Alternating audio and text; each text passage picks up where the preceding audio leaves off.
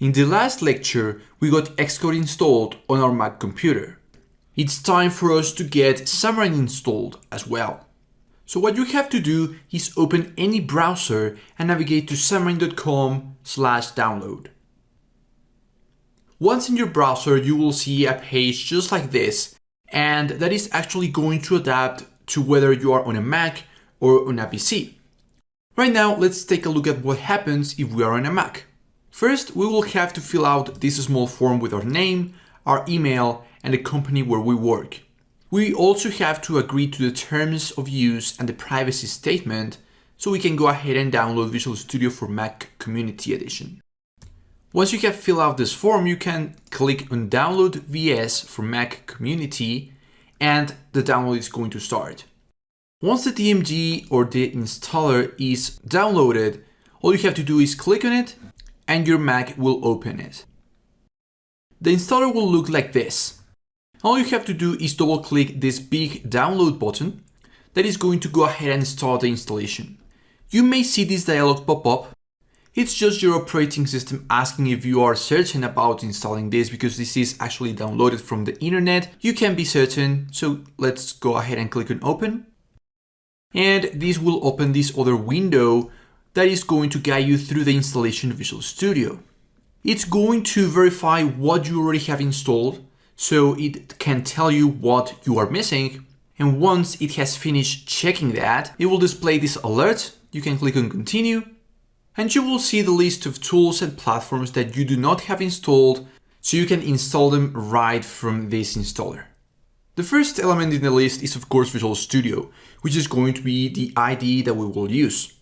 This is actually something that you cannot unselect because, well, this is the Visual Studio installation. What you can check is the platforms. Let's start with the Android platform. In this case, you will want to check the Java SDK, Intel Hexam, and any Android SDK update that you may see. We will talk a little bit more about what is going on in here once we start developing Android apps.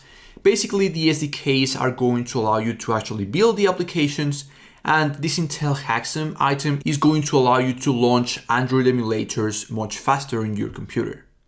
The next item on the list is iOS, and this will only tell you that it requires Xcode, which we have already covered, so we don't need to do anything else in here.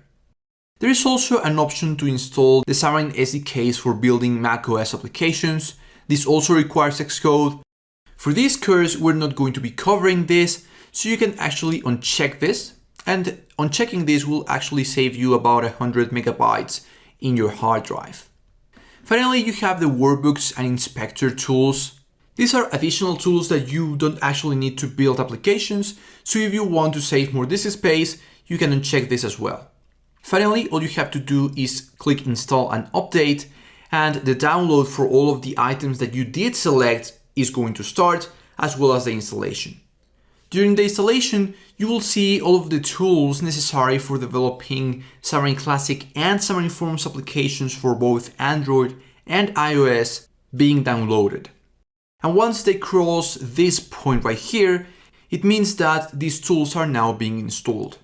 You have to be patient because some of these tools can be quite big, and it of course will depend on the speed of your internet connectivity, but this installer actually makes things very easy because it installs everything that you will need.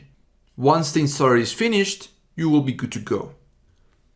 Once the installation begins, you will see your operating system request permission to perform the installation.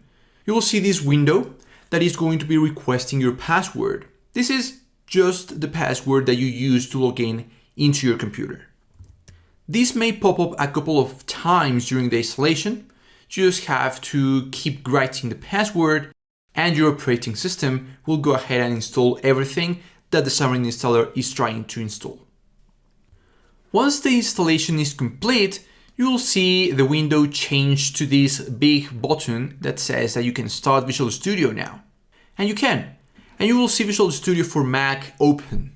Before actually starting to create our first Xamarin application, now that we have the IDE installed, in the next video, we're going to take a look at how to do this, but on our Windows PC.